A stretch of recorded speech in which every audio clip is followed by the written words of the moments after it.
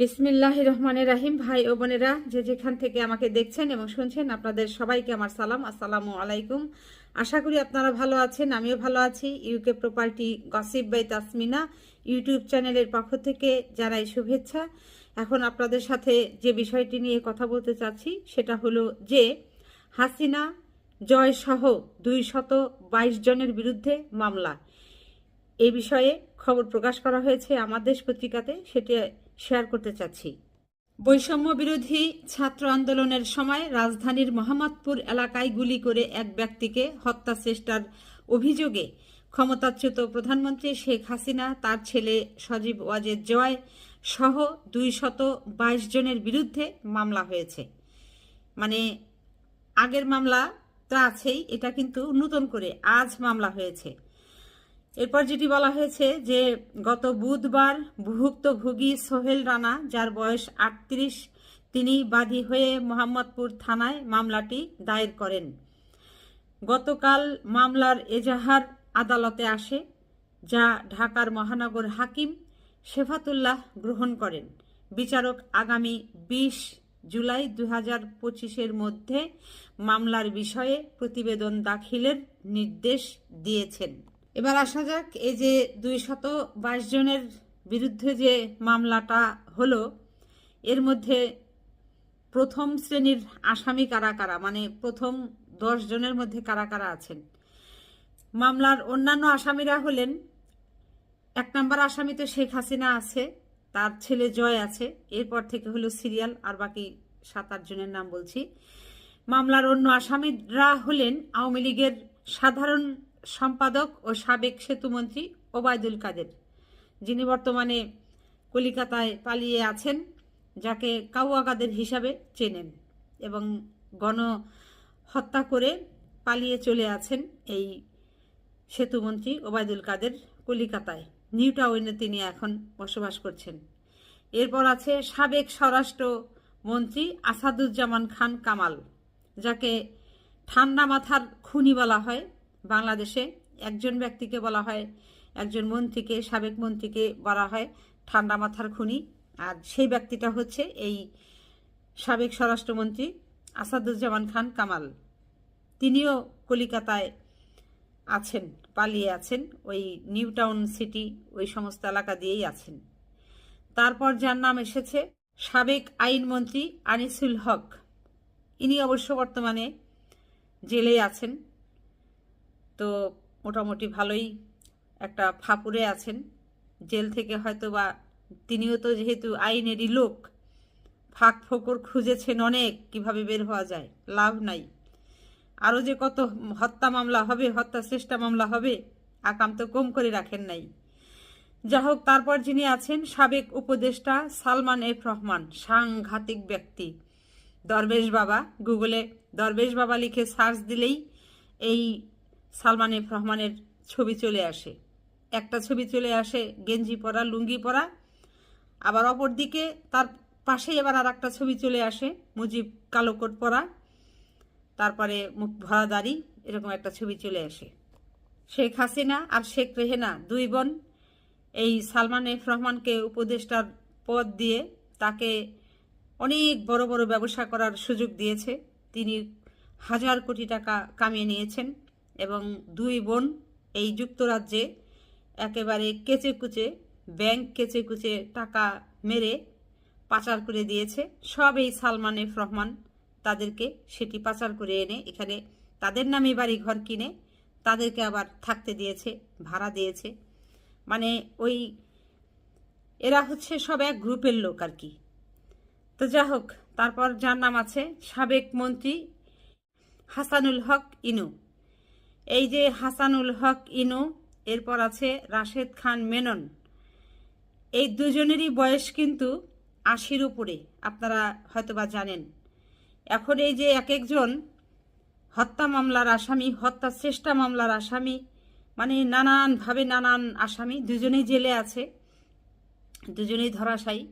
এখন কবে এর বিচার শেষ হবে, তারপর হচ্ছে কবে এরা বের হবে। এদের বয়স তো বললাম 80-র উপরে।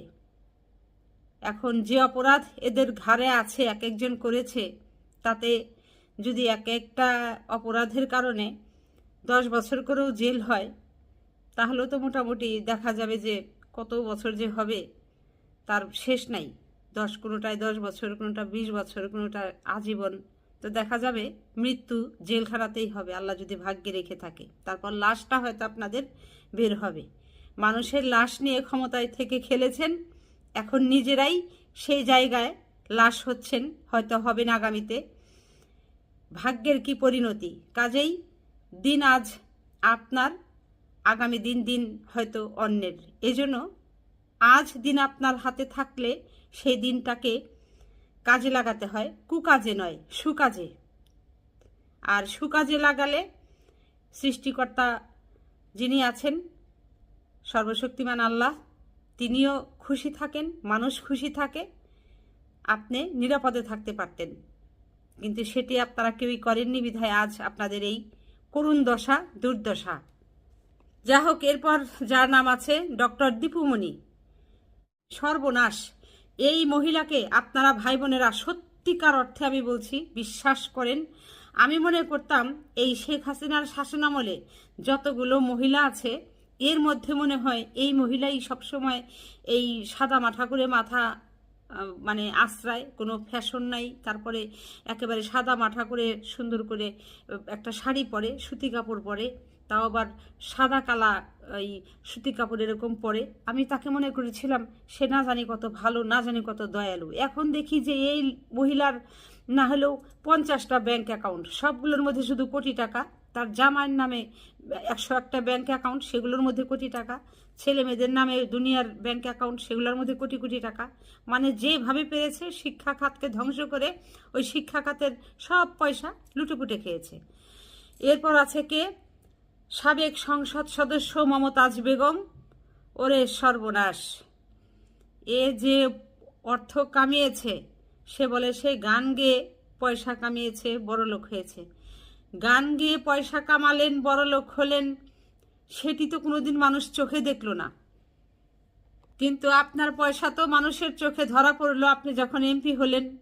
মমতাজ, শিল্পী মমতাজ থেকে যখন এমপি মমতাজে পরিণত হলেন, তখন তো আপনার পয়সা মানুষের চোখে পড়লো। তার মানে আপনি মিথ্যা বলছেন, শিল্পী অবস্থায় আপনার পয়সা হয়নি, আপনার পয়সা হয়েছে এমপি হয়ে। যাই হোক, আপনিও এখন জেলে আছেন। এখন এরপর কার নাম? অভিনেত্রী শমী কায়সার, যাকে বলা হয় যে গুপ্তচর।